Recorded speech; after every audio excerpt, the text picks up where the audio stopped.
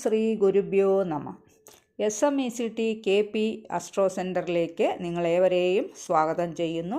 നിങ്ങൾക്കും നിങ്ങളുടെ കുടുംബാംഗങ്ങൾക്കും സർവ്വ ഐശ്വര്യങ്ങളും ഉണ്ടാവട്ടെ എന്ന് പ്രാർത്ഥിക്കുന്നു. ഇന്നത്തെ നമ്മുടെ വിഷയം 2026 വർഷം വരുന്ന വിഷുബലം നിങ്ങൾക്ക് എങ്ങനെ എന്നതിനെക്കുറിച്ചാണ് പറയാൻ പോകുന്നത്. അതിനു മുമ്പ് ഈ ചാനൽ ആദ്യമായി കാണുന്നവരൊക്കെ ആണെങ്കിൽ ചാനലൊന്ന് മറക്കാതെ സബ്സ്ക്രൈബ് ചെയ്യുക. ഇനി നമുക്ക് വിഷയത്തിലേക്ക് കടക്കാം. വിഷുവിൻ്റെ പ്രാധാന്യം പറയുകയാണെങ്കിൽ മലയാള പുതുവർഷം ആരംഭമാണ്. 2026 ഏപ്രിൽ 14 തീയതി ചൊവ്വാഴ്ച ഉദിച്ച് 8 നാഴിക 2 വിനാഴികയ്ക്ക്, അതായത് രാവിലെ 9:32 കൊല്ലവർഷം 1201 ആണ്ട് മേടം 1 ആരംഭിക്കുന്നു. കുംഭക്കൂറിൽ വരുന്ന ചതയ നക്ഷത്രവും കൃഷ്ണപക്ഷ ദ്വാദശി തിഥിയും വരാഹകരണവും ശുഭ്രാനാമ നിത്യയോഗവും കൂടിയ സമയത്ത് ഇടവ രാശിയോദയ സമയത്ത് ഭൂമിഭൂതം കൊണ്ടാണ് മേടവിഷു സംക്രമം നടക്കുന്നത്. ഈ വിഷു സംക്രമ ഫലമായിട്ട് ഗുണദോഷ സമ്മിശ്രമായിട്ടുള്ള ഫലങ്ങളാണ് ഉണ്ടാവുക.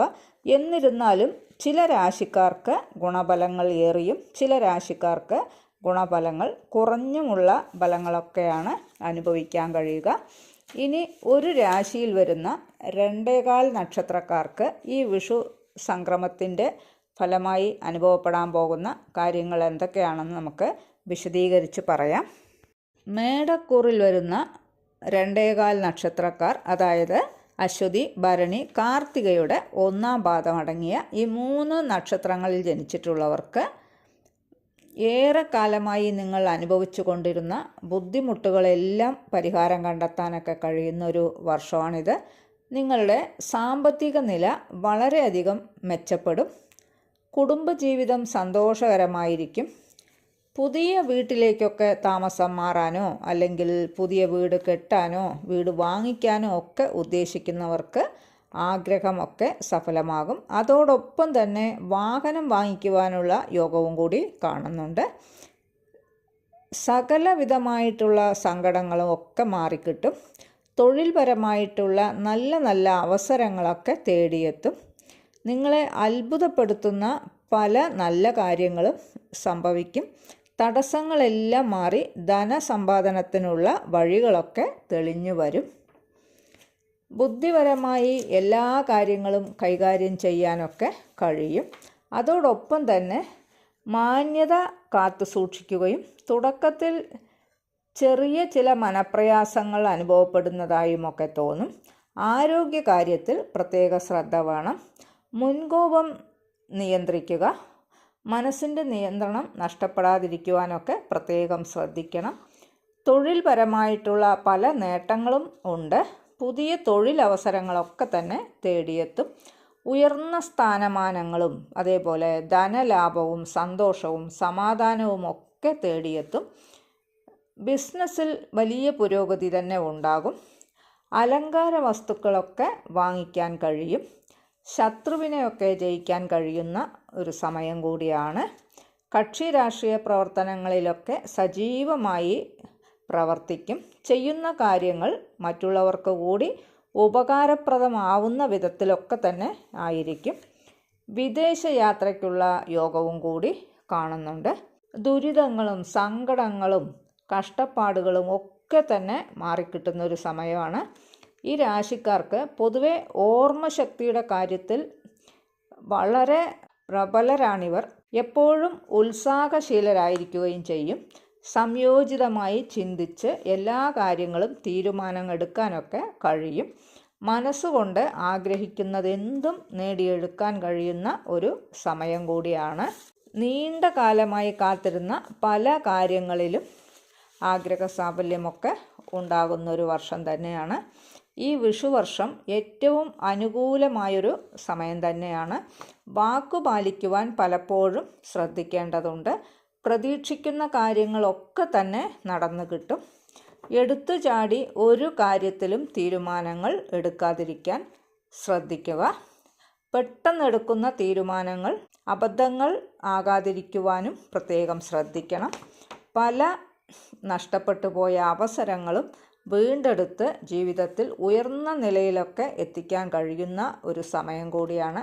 പൊതുവെ നിങ്ങളുടെ ആരോഗ്യം, കരിയർ, ധനം, ദാമ്പത്യം, ജോലി എന്നിങ്ങനെയുള്ള എല്ലാ മേഖലകളിലും നല്ല മാറ്റങ്ങൾ തന്നെ പ്രതീക്ഷിക്കാവുന്നതാണ്. സർക്കാർ ജോലിയിൽ സ്ഥാനക്കയറ്റത്തിനും ശമ്പള വർധനവിനും സാധ്യത ഏറെ കാണുന്നുണ്ട്. ജീവിതത്തിൽ എല്ലാ തരത്തിലുള്ള മാറ്റങ്ങളിലേക്കും വിരൽ ചൂണ്ടുന്ന സമയമാണിത്. വിദേശത്തു നിന്ന് ബിസിനസ്സിന് പല അവസരങ്ങളും അതുവഴി സാമ്പത്തിക നേട്ടങ്ങളും ഒക്കെ കൊണ്ടുവരും. സാമ്പത്തിക സ്ഥിരത നേടിയെടുക്കാനൊക്കെ കഴിയും.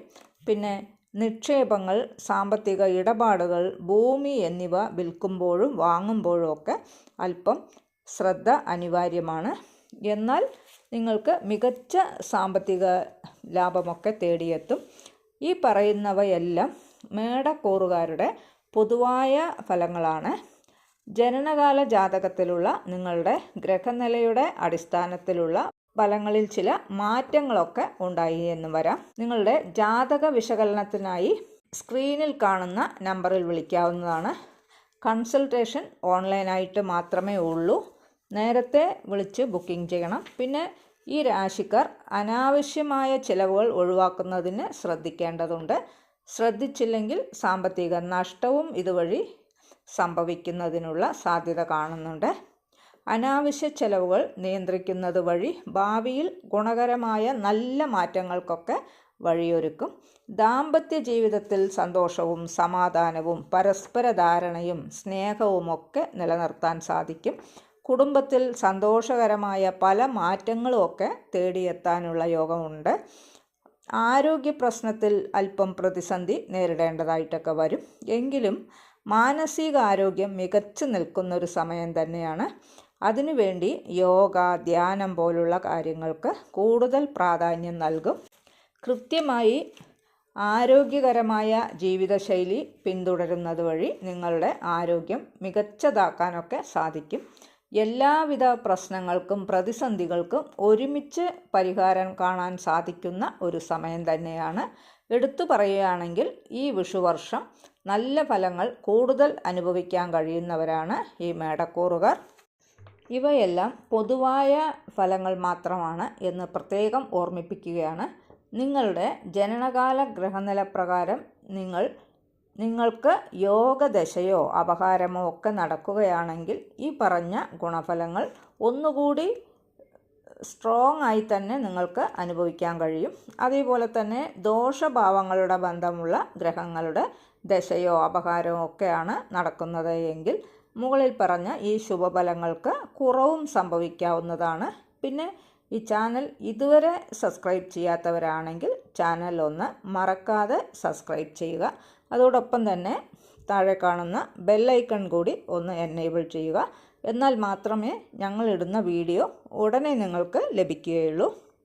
പിന്നെ ഈ വീഡിയോ ഇഷ്ടപ്പെട്ടു എങ്കിൽ ലൈക്ക് ചെയ്യാനും ഷെയർ ചെയ്യാനും ഹൈപ്പ് ചെയ്യാനും മറക്കരുത്. പിന്നെ നിങ്ങളുടെ അഭിപ്രായം കമൻറ്റ് ബോക്സിൽ അറിയിക്കുക. പിന്നെ ജ്യോതിഷപരമായിട്ടുള്ള എല്ലാവിധ ആവശ്യങ്ങൾക്കും ജ്യോതിഷ പഠനത്തിനും കൺസൾട്ടേഷനും ഒക്കെ SMECT KP അസ്ട്രോ സെൻറ്ററുമായിട്ട് നിങ്ങൾക്ക് ബന്ധപ്പെടാവുന്നതാണ്. വേറൊരു വിശേഷവുമായി നമുക്ക് വീണ്ടും കാണാം. നന്ദി, നമസ്കാരം.